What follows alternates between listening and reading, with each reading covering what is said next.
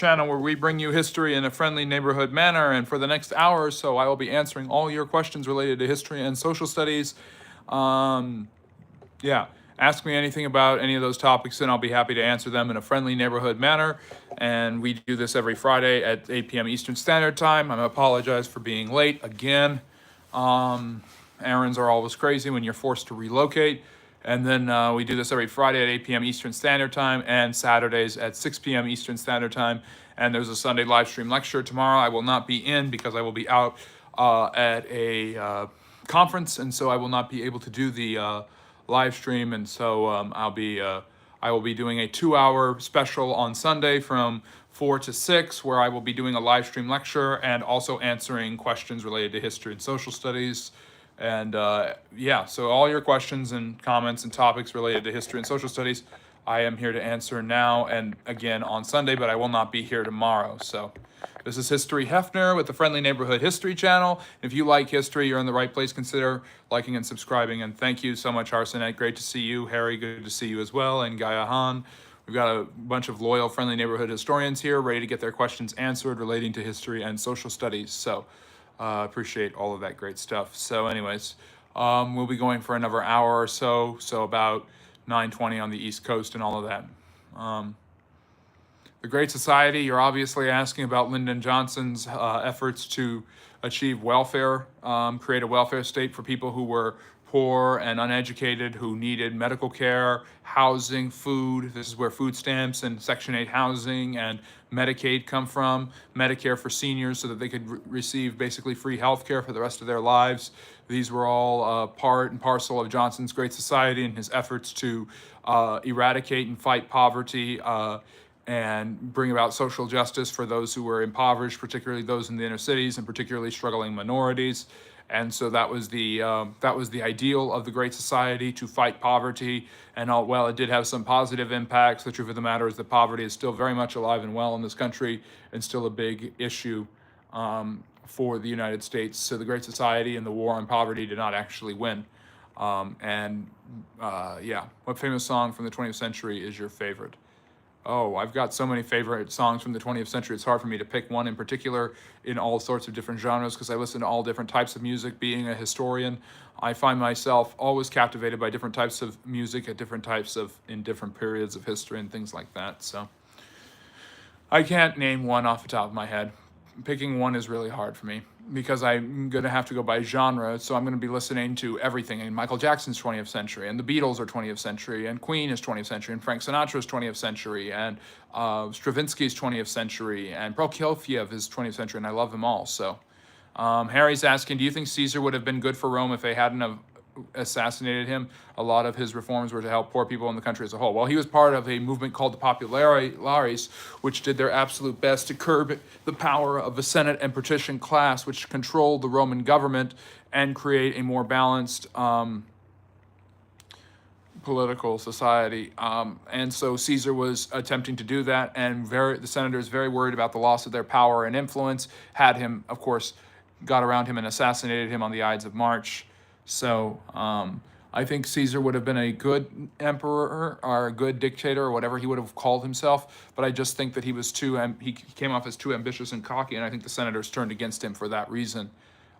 So thoughts on the JFK files. It's really interesting that they've been released, and they shed some light on the fact that Lee Harvey Oswald was probably associated with the CIA in some way, shape, or form, giving us a lot more of a clearer picture that Oswald probably wasn't either acting alone or wasn't the man who actually killed Kennedy, because my opinion has basically gone from that's a conspiracy theory that it wasn't Oswald to entertaining a bunch of different theories to basically now believing that Oswald did not in fact kill John F. Kennedy.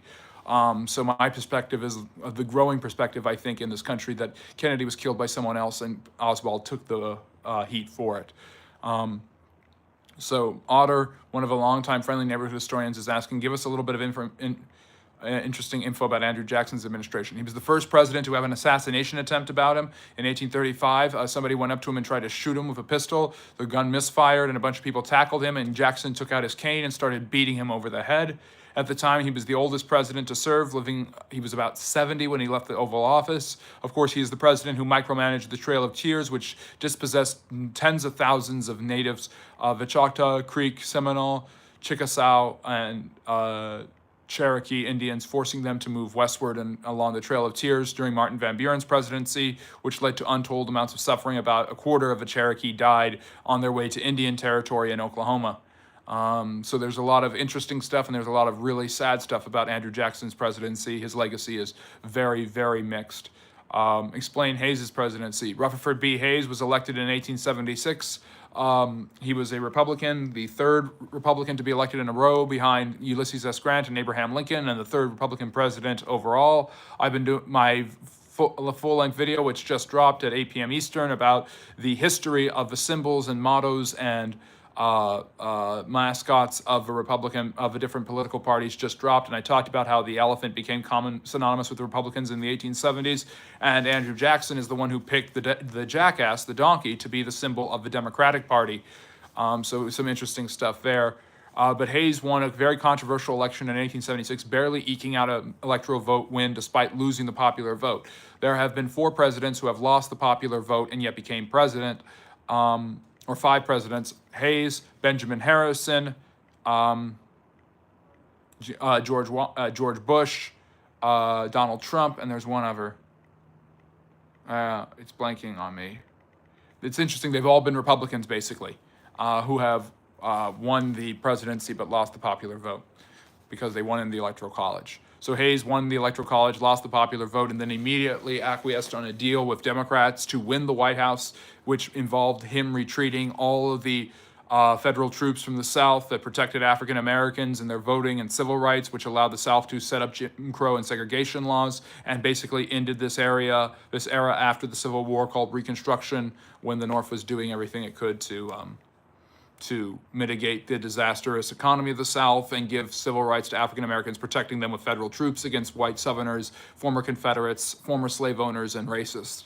So, why is Harding's reputation so terrible? Warren Harding actually wasn't a bad president when you consider his economic and domestic policy, but the corruption of his administration, his constant philandering, and his laziness have made him one of America's most despised presidents. Many of these scandals were starting to break when Harding took a tour of the West Coast and died suddenly of a heart attack alone in his hotel room with his wife, who probably poisoned him. So there's that too. Explain my history. You're looking at it. History Heffner, right here to answer all your questions about history and social studies. Caesar canceled the Senate meeting on March 15th because he felt sick, so Decimus showed up like a flash saying there was a bill to allow him to go use the title king outside of Italy, so he went. Yep, that sounds like Caesar, extremely ambitious, falling for it. Do you think there are similarities between the current administration and Andrew Jackson's? Yes, I wrote an entire Substack about it. Jackson and Trump are very similar, very egoish, very bullish, very popular with the common man, promising to do right for those who are often neglected in society, creating a very common populist refrain that has been popular not just with them, but with other presidents as well. And Caesar was stabbed 23 times, only 5 times while he was alive, the other 18. Yes, they definitely murdered him in a very brutal fashion, Harry. Do you like more natural instrument or music or synthetic beats like scene and rap? I use both. I use both on the channel. I use both in my own. Do you think black people like me deserve reparations of like $1 million? No. And I don't believe whites deserve reparations from the Muslims and the Middle Easterners who enslaved them in the Middle Ages and the early modern period. I don't believe anyone deserves reparations from anyone else, because history is full of people who've done horrible and awful things to each other and enslaved and taken advantage of one another in order to exploit resources and things like that. Reparations, if you're going to give reparations to them, everyone's going to get reparations for something. So I think that it becomes completely pointless and meaningless when you apply it to all the different groups that have been taken advantage of and abused by other groups in history. So Harsonet, no offense, of course, I understand the plight and the horrible history and experience that African Americans have had to deal with in this country and in the West in particular. I mean, of all the, America is a nation of immigrants, we hear this all the time, but the truth of the matter is, blacks, in this country were the only group that were brought here by force, and yet afterwards they were not forced to stay, and people like Marcus Garvey, obviously an expatriate, chose not to stay, but the vast majority of Africans who have come to the United States have come after the period of slavery, and they dwarf the amount of Africans who have left America to go back to their native continent. Because by the time slavery ended and then later Jim Crow ended, there were very little ties to Africa by the Africans who were living here in the United States. If a man leaves traveling the speed of light or for 5 minutes, how long would his Earth time be missed be? I don't know. Yeah, I'm not a mathematician, Steve. I'm a historian. So you're asking History Heffner. You got to go ask Matt Heffner about all of that good stuff. So this is Matt Heffner, and this is the Friendly Neighborhood History Channel. If you like history and social studies, consider liking and subscribing, becoming part of the Friendly Neighborhood History Channel. No worries, no need to be sorry, Steve. I'm just glad that you're here. And if you have a topic related to history, please be sure to ask it. How tall were you as a kid? I was always tall. I've always been on the taller side. So I don't remember. I was out of a car seat at a young age. So I've always been on the taller side. I always drank my milk for strong bones and all of that stuff. So, but yeah, this is the Friendly Neighborhood History Channel. Thank you for deciding to spend the beginning of your weekend with me. I am sorry that I am late, but we will be going until about 9:20. Yeah, of course, Steve. Thank you for joining us. I'm trying to be as kind as possible. I'm just glad that you're here. Between you and me, could you give me a subtle hint of what state you are from? Sure, I will give you a subtle hint of him. It's in the lower 48. There you go. Or is it? No, I never use Alaskan or Hawaiian time. I always use time ahead. I don't use time behind, or do I? So, anyways. But yeah, does anyone have any questions for the Friendly Neighborhood History Channel about history or social studies, any topics?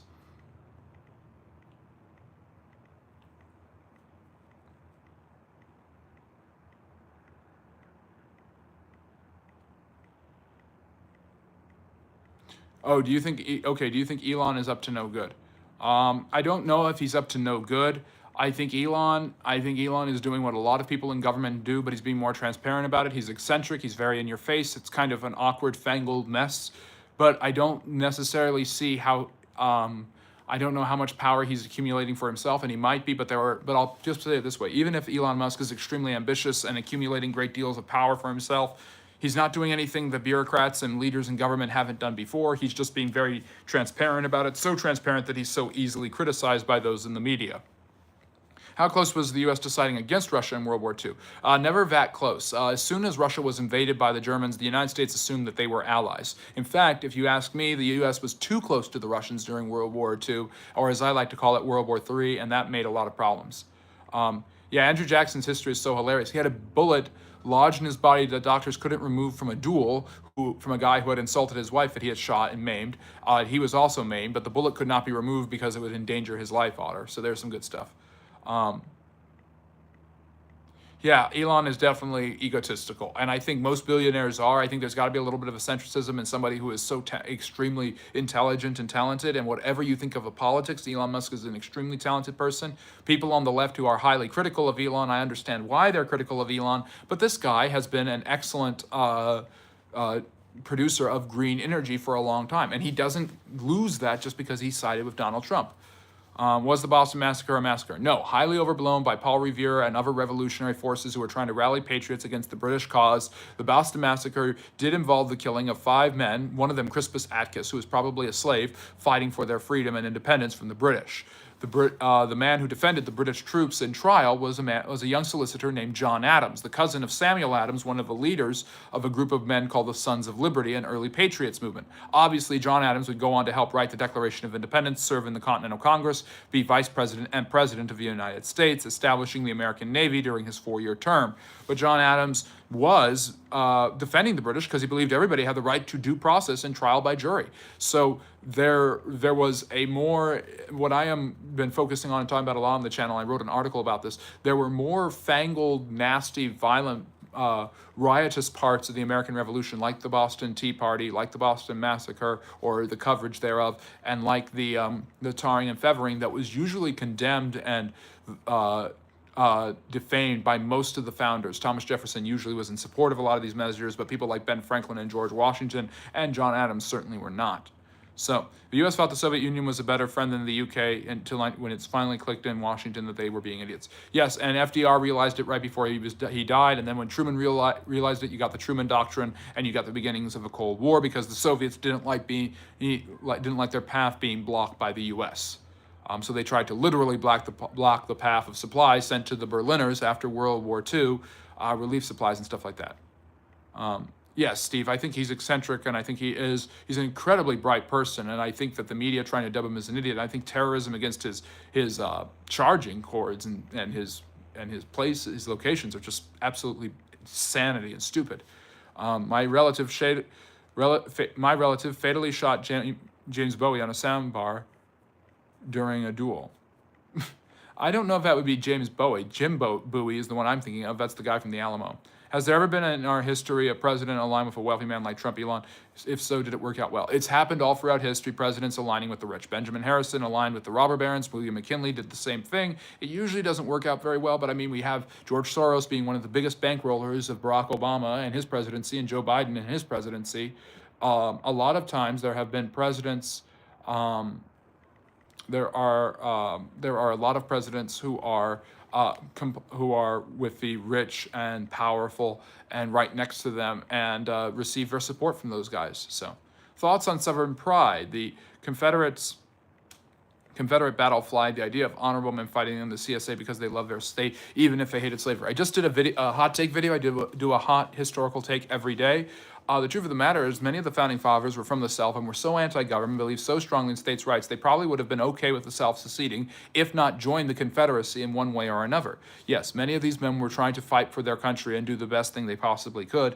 They were just misguided on their side. And as the war went on, it became obvious that they were fighting not just to preserve not to protect their lands from northern invasion, but to preserve their way of life, which included the evils of slavery. So obviously not every single one who was involved was a fan of slavery or owned a slave. In fact, very few people in the South ever did own slaves, but this was a war of the bourgeoisie where the upper class Southerners did everything in their power to preserve their free labor that was providing their wealth by using people who did not own slaves to fight for them. Wasn't John Adams also the first U.S. ambassador to King Charles III, and they actually got along well till Charles went crazy? Yes, and that would not be Charles III, that would be George III. But yes, Harry, that is true. Favorite genre of music? Oh, classical, probably. Maybe this is why Trump reinstated Mount McKinley. Yes, Steve. Trump has a lot of affinity for McKinley because McKinley was a protectionist president who believed in American exceptionalism and used tariffs as his biggest weapon. So there are similarities between Trump and William McKinley, but William McKinley was a far more docile and easygoing man, and he's one of the most underrated presidents in U.S. history. How do you memorize all these facts? I read, I study, and I just commit it to my memory because I really love what I'm doing. And if you love what I'm talking about, make sure to like and subscribe if you haven't. But Serpico, it's so great to see you. No need to worry about the misspelling. You look like you sing along to Tupac songs. Agree. Yes, I have sung along to Tupac. I sing along to most everything except classical because you can't really sing unless it's an aria. How did U.S. citizenship work? Because all of the original presidents were born in British America, not the U.S., so there are not... Yeah, technically speaking, but they were born on what was later ex post facto American soil. So presidents from Washington to William Henry Harrison, with the exception of the 8th president, Martin Van Buren, were British subjects who were part of their colonial system. But since they were born in the colonies and not in Britain, they were technically born on what would be American soil, so that counts after the fact. Otter is saying, isn't it funny how a large group of the U.S. is against tariffs when the U.S. used to have almost everything tariff, almost no income tax? Yes. And if President Trump and Secretary of Commerce Howard Lutnick are serious and really want to basically get rid of taxes for everyone who makes under $150,000 a year, the problem is, A, that'll incentivize people not to make that much money if they're close. If they're like at 110, it'll keep them from making more, except unless they're going to make $1 million or something like that. But also the problem with that is, if they do that, that will require the tariffs that they put in place to be permanent in order to pay for it. But they have to balance the budget, and they're not even close. So we'll see what happens there. White Widow. We didn't win the Alamo. The Texans did not win the Alamo. They lost the Alamo, but they were able to give Sam Houston enough time to gather his forces, and eventually he won at San Jacinto. Most consequential POTUS, AI, I have to go obviously with Lincoln. He's the most important president in American history. Despite the fact that I think he's highly overrated, FDR would be a close second when you consider the consequential impact of his presidency. The imperial presidency, the domineering presidency, where we expect the president to act almost like a mini king, comes from Franklin Roosevelt. Remember, rich men like J.P. Morgan, Carnegie essentially bankrolled the federal government in their day and were the equivalent of, yes, John D. Rockefeller, J.P. Morgan. These guys had their hands in way too many pies. Have you been on Pawn Stars? No, but I'd love to go. I've watched it religiously. It's such a great show. Look to your left if you are from a star that starts with the letter A. Okay. There. Sorry, got name wrong. It's because we have Charles now and Queen Camilla. Should have been Diana. Yes, Princess Di got a bad rap from the Brits. I guess so, White Widow. The U.S. hasn't had a balanced budget for years, and they're not going to balance it anytime soon. They're in like a $2 trillion deficit. Yes, but with $37 trillion in debt that has been accumulated with Biden spending more than Trump, who spent more than Obama, who spent about the same as George W. Bush.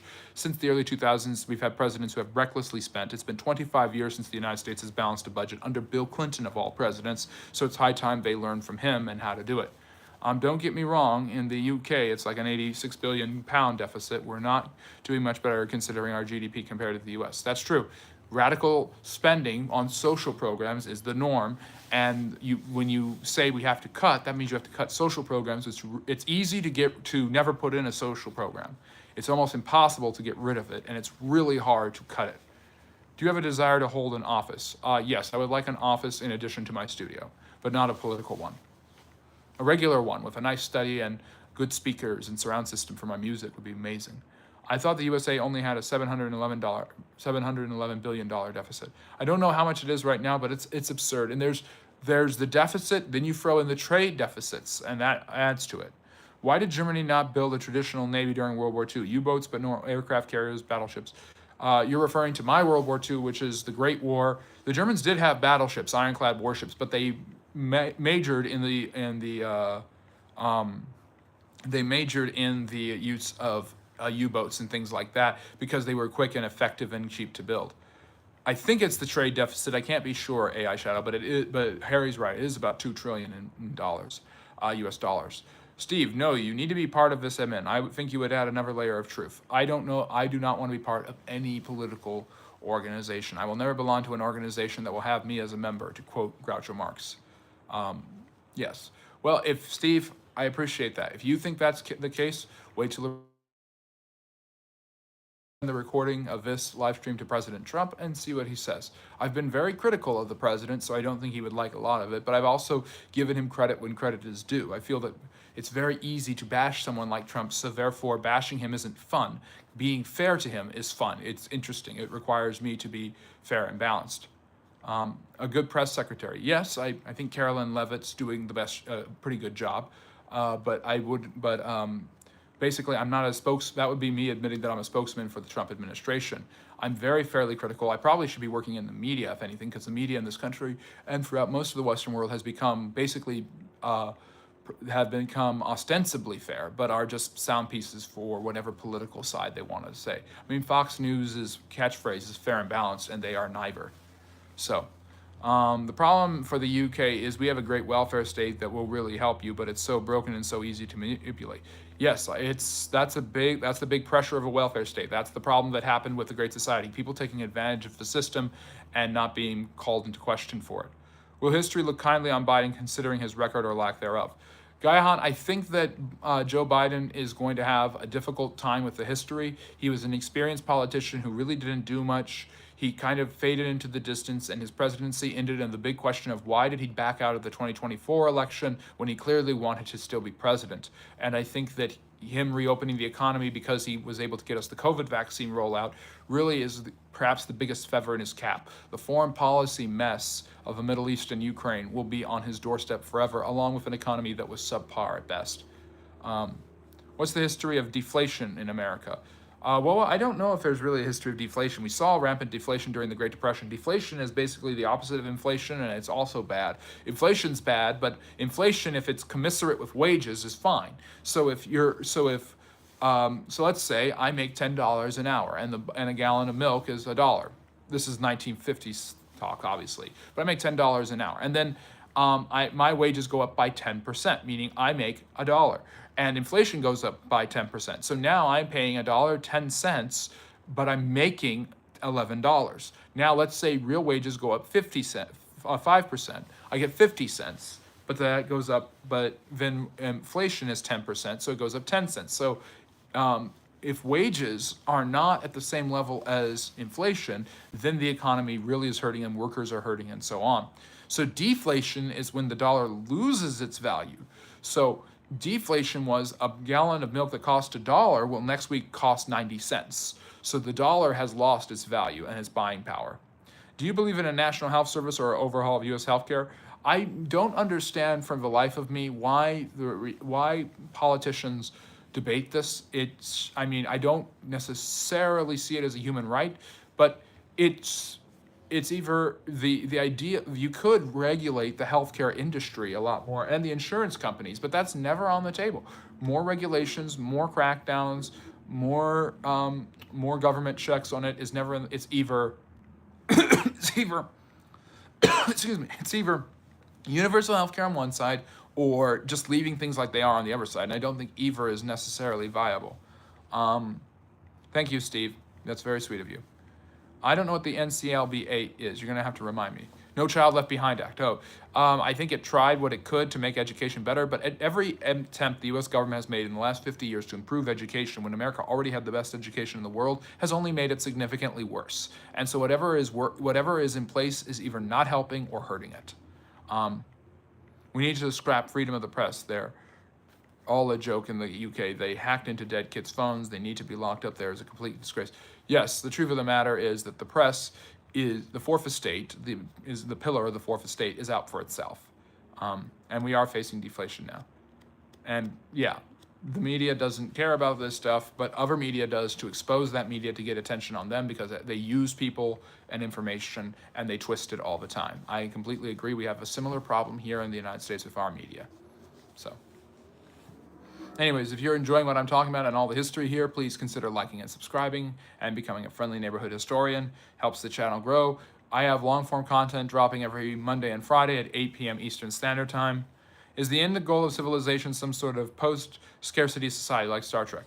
Yes, and I would argue we could get there a lot quicker if we were cooperating more and using resources, because most of the famines in the world, for instance, are man-made. We do have enough food to feed all of the human population, and overpopulation is a myth. Sorry. I understand the concerns of the overpopulation argument, but it's not a true one. And that's coming, and there's definitely a movement that's existed for centuries, the Malthusians, who basically believe that is how, that we are going to run out of resources and die off. And it just doesn't seem popular. It's become very popular with the environmental movement, but I just don't see it. I can't remember the senator who gave the longest filibuster, but I think I know who you're referring to.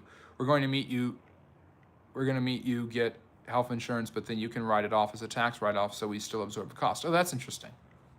But we're not going to pay for your healthcare directly. It's a joke. It's just a way for companies to get richer. Yes, it is. We can just go to Mars if we have overpopulation. Yeah, we can't just go to Mars because it's a ridiculous amount, and no amount of efforts by Elon and Trump is going to get the U.S. to Mars by the end of this presidency.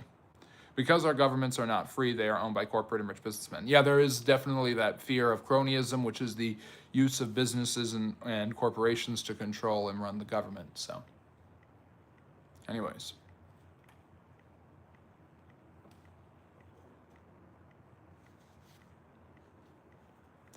Yeah, does anyone else have any questions, comments, concerns, topics related to history or social studies? Remember, I have long-form videos dropping every Monday and Friday at 8 p.m. Eastern Standard Time. All of that good stuff.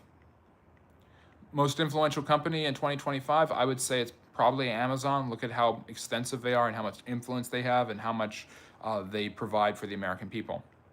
I think Elon has made it so there's more competition. He's trying to. I think he's trying to. Congress and Parliament used to be a lot more powerful, but now the only thing they have is important pieces of paper. Yes, and they are either rubber stamps for the executive or not. The U.S. government was meant to eschew the parliamentary system where the prime minister is powerful based on whether his party has the majority or not. But the United States government, but the growth of the federal bureaucracy and the use of executive orders has made the presidential office far more powerful than it ever used to be. Elon won't get to Mars, but he's pulling a 2,000 IQ and at least ensuring he can put all his chess pieces in place to get it done rapidly. Yeah. And who knows when and if that'll happen during his lifetime. Going to Mars is a much bigger task than going to the moon. I doubt the ability of us to do that in the next 50 years. Maybe it'll happen, maybe it won't. So.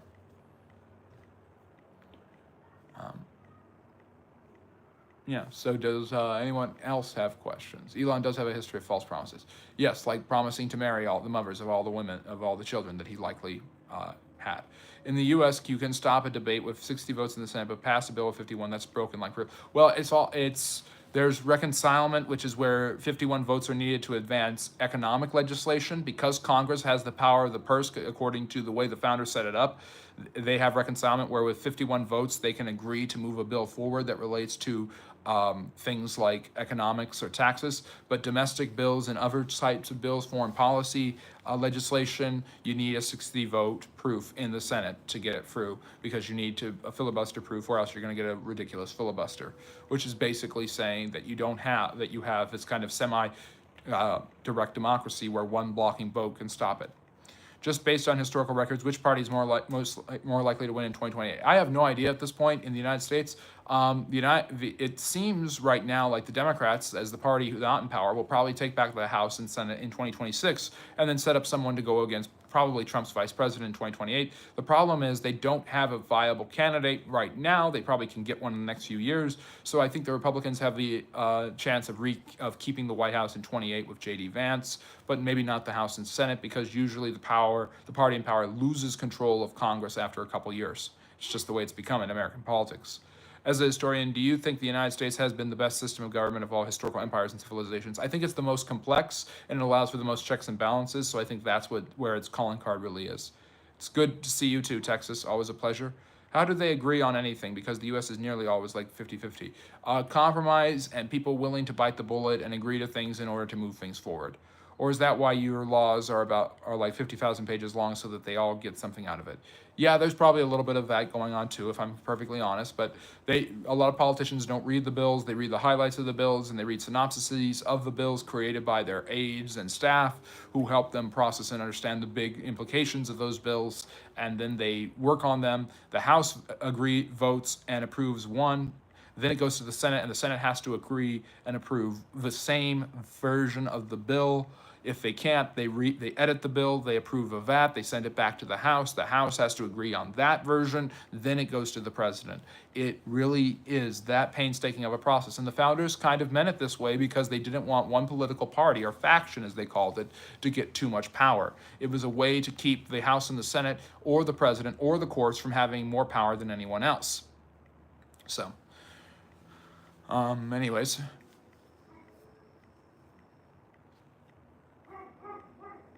And there's a dog barking in the background. I don't know why. How much longer will Ukraine last if any agreement is not reached? Probably a month. I don't know. Ukraine's been really pounded by the Russians. There's got to be concessions of land, and it looks like a ceasefire is imminent, and it looks like a peace treaty is imminent as well. There's going to be no more infrastructure strikes. I don't see Ukraine going back to the battlefield after this, with Trump being so doggedly stubborn about the war ending. And the Russians feel that land is theirs anyway. What's the history of the unofficial First World War? So the unofficial First World War, as I call it, is the 7 Years' War. Basically, the Austrian Empress Maria Theresa in the 1750s wanted to retake land from Frederick, the aggressive Prussian king, better known to history as Frederick the Great. So she organized her forces and attacked the region of Silesia, which she wanted back. Germany was not one country at this time. It was divided into a bunch of different provinces, loosely ruled by a figurehead, the Holy Roman Emperor, who was elected by all of the rulers of these different provinces, the different dukes and counts and nobles and barons. The two great powers within the Holy Roman Empire were the Prussians and the Austrians, and they were going to war over this principality, this land of Silesia. And basically, the Prussians had the British on their side, while the French and Russians joined the side of the Austrians, and they fought. Now, fighting had already broken out between the British and the French in the American colonies 2 years before, in what was known as the French-Indian War. But the real fighting in Europe starts in 1756 and continues to 1763, and that's how you get the end of the war. No, Louis, great to see you. Welcome back to the Friendly Neighborhood History Channel and to History Heffner. That is what I'm going by now because of the smoking jacket. But basically, that's how the fighting starts in North America and in Europe and also in India. And after 7 years, the Prussians are able to eke out a victory, as are the British. The French lose most of their land in Canada and in India. The Russians get out of the war early because they have a regime change, just like the Second World War, the Great War, 1914 to 1918. Prussia advances in power and strength, and Austria retreats. Maria Theresa is defeated. Frederick also didn't like the fact that she was a woman in power as the Habsburg Empress of Austria. Her son, by the way, would be the brother of Marie Antoinette, the queen of Louis XVI. Why did Irene cut her son's eyes out and take over the Byzantine throne? I don't know exactly. I don't know that story. I think it was pure ambition, and I think he was very weak. And that was her logic there. Harry, what do you think of the president being referred to as His Excellency or something like that? Some people wanted. Yeah, they wanted that, but George Washington wanted something a little more simple because he didn't want to take on the bounds of royalty. He did not. He said, "I have not defeated George III to become George the First," so he insisted on being called Mr. President. Trump being Putin's lapdog. Well, I don't know if that's really true. We'll see. Could be. Which 19th century war had the most impact in your opinion? Definitely the Napoleonic Wars, because it created a new system of power for the Europeans. That would be a balance of powers within Europe and keep fighting away from the European mainland, and most of the fighting would be in Africa and Asia until World War I, or as I call it, World War II. Everyone here lived in 2020, but what history will be taught? Will it be in depth? It should be in depth, and I'll be here to teach it, and I could teach it right now because it's contemporary history. It was 5 years ago. It happened in the past, so it's technically historical. And obviously, the big thing is the COVID-19 pandemic and the way that impacted life and society here in the United States, but across the entire globe as well. So, yep, November 11th, Texas, that's right. Then we taxed the colonies so they can pay for their defense and the cost of their section of the war, and they revolted. Yes, and they fought and died in that war, so you've heard it before from me. Can you explain Mussolini's cooperation system? I'm not sure what you mean by that, what that actually is. I'm moving this over because the sun's getting in. What do you mean his cooperation system? Are you talking about how he tried to rebuild the Roman Empire by conquering Albania, Macedon, and tried to conquer Africa, Ethiopia, and Libya? Yeah, the virus did come from China. That doesn't mean it's China's fault.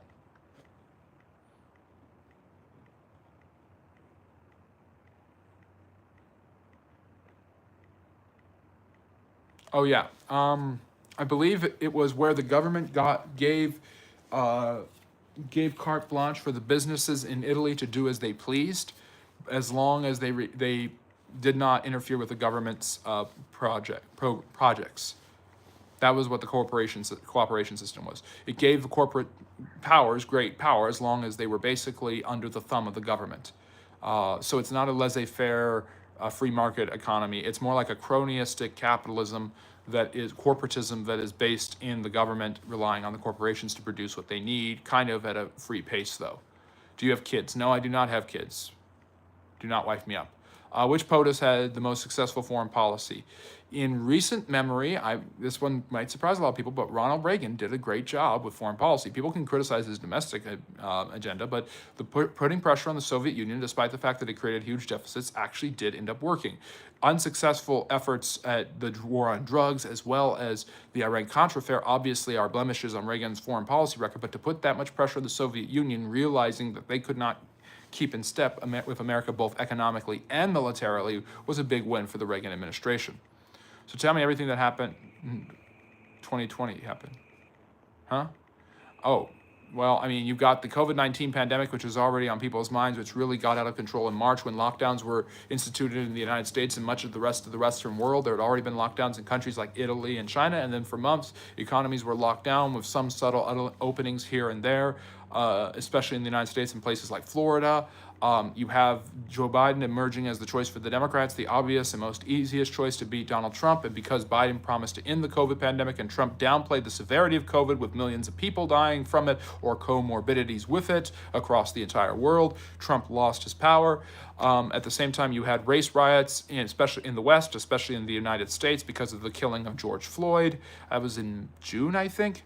And you have a lot of chaos and horrible things that happened in that year, and you have obviously the lockdowns being the biggest part of it, starting in most of them starting in China with the breakout from Wuhan, which was probably from a lab leak.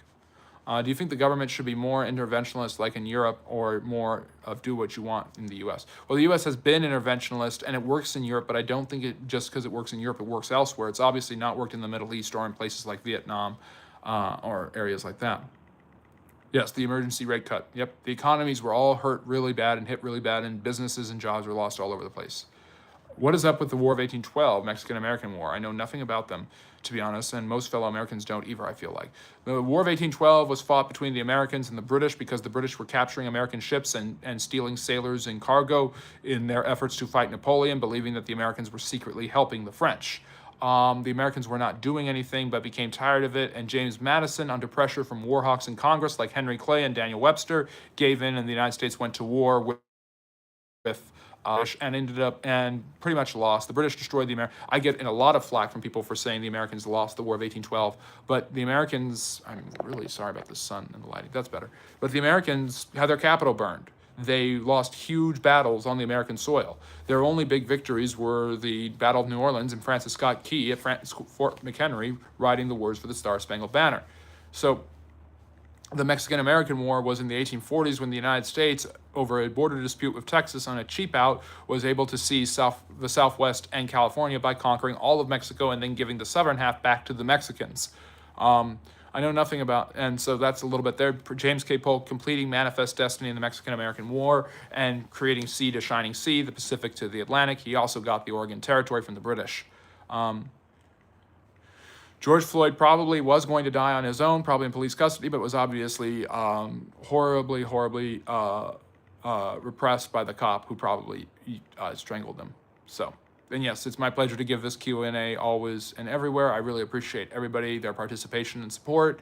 Like and subscribe if you haven't so far. It helps the Friendly Neighborhood channel grow. It helps our history channel. What's the history of celebrities? Celebrity is a modern invention. As people have had more leisure time in the wake of the Industrial Revolution, people have had time to obsess over people who are very popular, who do play sports, who produce entertainment, who do different things like this. The first real celebrity in American history is obviously Ben Franklin, the self-made man who had tens of thousands of people go to this extremely rich and extremely influential American's funeral. But celebrities, the British theater had created celebrities long before this. Before, in ancient times, really, the truth of the matter is that anyone in nobility, and especially those in power, pharaohs and emperors, those were your celebrities of that time, and their court, and their family, and things like this. And now it's based more on talent and the ability to perform, as almost everything has gone from hereditary ties to meritocratic achievements. So people who are great actors obviously receive the recognition they deserve through celebrity. Same thing with great baseball players or great dancers or things like that, artists and musicians. We burnt the White House, which is why it's called the White House, and we burnt the Capitol. Then you signed a peace treaty and fought and won a battle. Basically, the Battle of New Orleans that made Andrew Jackson famous and is the consolation victory came after the war officially ended. He just didn't know it was. What is your favorite subject after history? I would say political science or maybe philosophy. I love these things. They're very important. Most important, and they're all connected. They're all in the same area. So most important industry to national security, most important industry. Something like Boeing that produces aircraft and stuff like that. When is the vid on Emperor of these United States Norton? Yes, Emperor Norton, the San Francisco officer who declared himself an emperor. I want to do that soon. I'm finishing up the Chinese imperial dynasties, and there's a poll on the channel about what I'm going to do next, so figure that out. Go ahead and vote on that. Check out the long-form content that dropped today, a video about where the political parties, their history, where they got their symbols and their mottos, a lot of fun stuff there. I had a video drop on St. Patrick's Day. I hope you all go check out and all of that great stuff. But yes, I'll be making a video, a short one on Emperor Norton very soon. Monday's video, I can already tell you what it's going to be. It is going to be one on one sentence summary of each president in the United States. So that'll be a fun, quick video that I'm going to enjoy making. So check that out on Monday at 8 p.m. Eastern. And again, I'm doing a 2-hour live stream on Sunday, 1 hour of live stream lecture, and another hour of Q&A to make up for the fact that I will be out of town tomorrow, so not able to do one. A lot of his decrees actually would come true, like a bridge now and the Golden Gate Bridge. He also was ahead of his time. He was against mistreatment of immigrants and Chinese expulsion. What do you think of the fourth turning? I don't know what that is. So, is that yeah, you're gonna have to explain what that is, Willa, because I might have heard of it, but I don't know if it's what it's called exactly.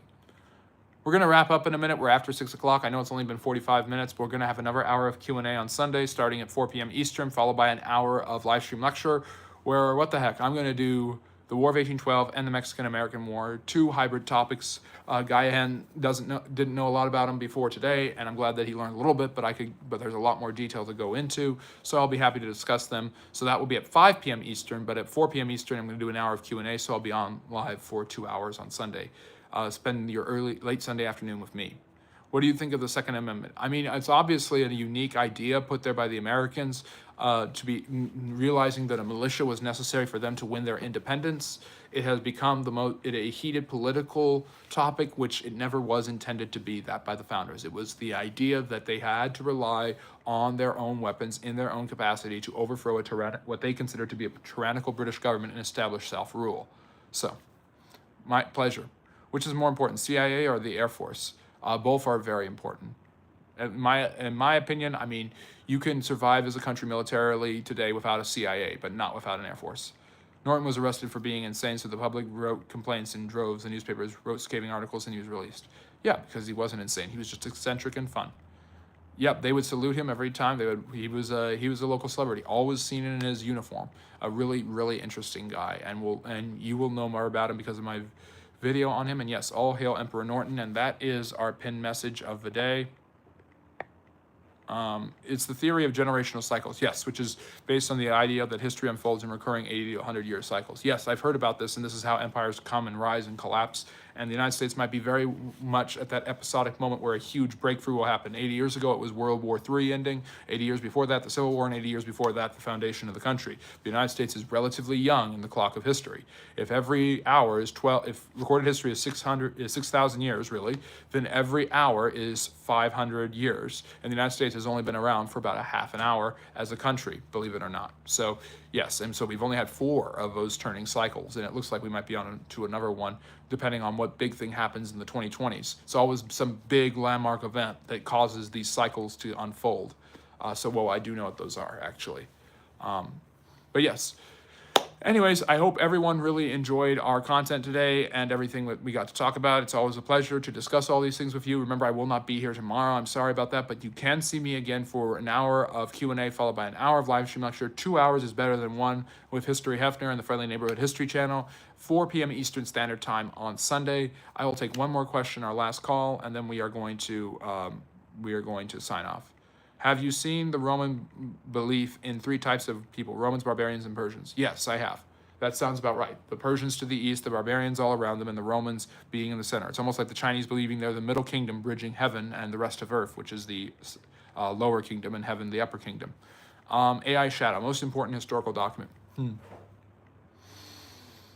That's a tough one because there's just so many that are extremely important. I think you don't have the modern Western state without the creation of the Magna Carta. So I'm going to pick one that you would not normally see and say the Magna Carta over the Declaration of Independence because you don't have a Declaration of Independence without a Magna Carta.